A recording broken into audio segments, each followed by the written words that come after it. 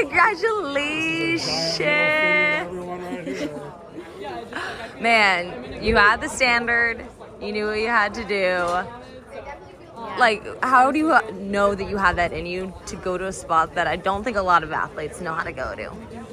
I think just being like a true veteran at this point, like I know how these go, and just like trusting in my training and all of the moves that I made this year. I was extra hungry today because of the circumstances in the 10. So I think just like, this sounds cheesy, but wanting it more and putting my neck out in there and just making sure that I made a move when I knew there were people behind with kicks, and I was like, okay, we gotta move. You made a second move though that looked like you were aiming for the win as well. The pace slowed down a little bit. You guys ran a 73, and I think you could tell that pace was slowing. Yeah. Was that more of, I don't want the pace to slow in the back to catch up to us, or I want to go to the front and take the win? Yeah, it was more like I heard the pack catching back up, and I was like, uh-oh. And yeah, I was kind of shocked that the pace slowed. So I was like, maybe I can win this thing. And then Elise came, and I was like, okay, maybe not today. Elise has been on another level this weekend, but you've certainly been right there with her. Do you prefer the 5K or the 10K as a racer? I actually do like the 5K more. The 10K is a brutally heartbreaking race, especially on the world stage. You really have to like be at that next Kenyan Ethiopian level. And so, yeah, I think there's more wiggle room in the 5, and it's just like more fun and quick and less painful. It's a different kind of burn. Do you still want to do the double in Budapest now that you have the 5K secured, or is it like, I'm going to do the 5 because I love it more and put more energy into training for that event? Because that's a challenging double, like you mentioned, especially at the world stage.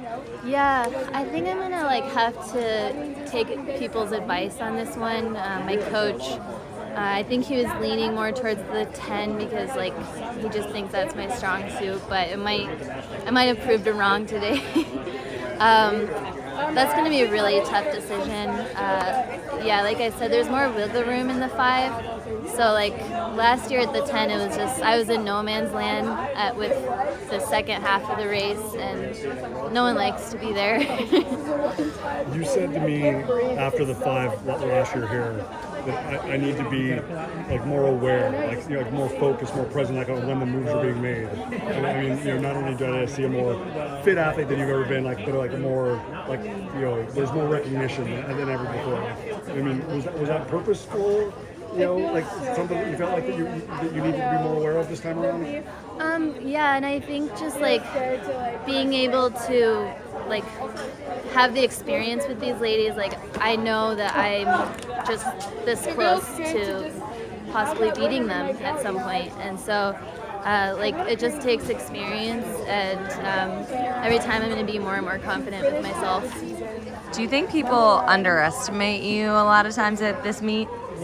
Yeah, I think so. I don't know, like I just feel like I'm the dark horse, and I kind of like being that figure in this sport because there's less pressure, and yeah, I can snag a 3rd place finish today and like surprise people. And how's your new training group been? You made some big changes this year, but there's still not anyone.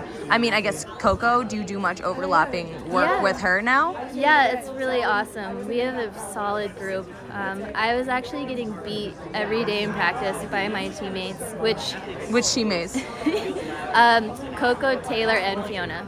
Literally, they kick my butt every time in practice, and it almost was like I wasn't confident going into the U.S. Champs because I'm used to like training alone and just like not really knowing where I stand, but having those girls push me every day in practice obviously ended in this result. And so yeah, I've been working out with Coco, and then Taylor and Fiona are really making gains this year. So unfortunate things happen with Fiona, but like these are names to watch out for sure. Yeah, sounds like a freak incident with Fiona. Yeah, she She will come back with a vengeance, I promise you. And then, so Alistair is coaching you. What is Amy's role on the team right now?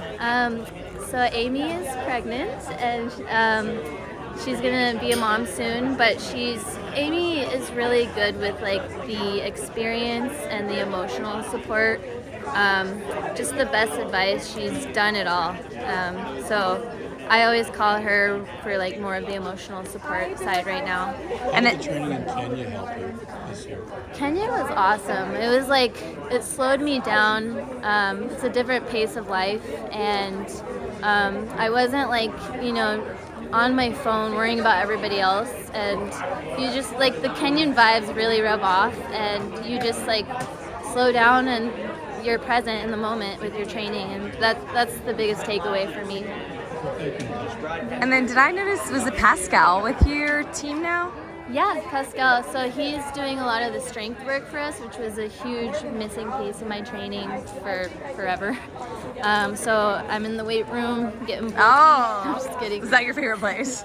I hated it. I was like, I'm not going. I'm not doing that. But he really kind of broke me down, and yeah, I'm working on something that I've been missing for my whole career. When did he leave the Bowerman team? Was that somewhat recent? I think it was like, yeah. Who got there first, you or him? I did, yeah. So this was super recent that he joined us. We were in Mammoth in May, and then he came. And yeah, he's just really positive energy and making us strong. Well, congratulations, Natosha. You deserve to be on this team, and we can't wait to see what you decide for Budapest. Thanks, girl.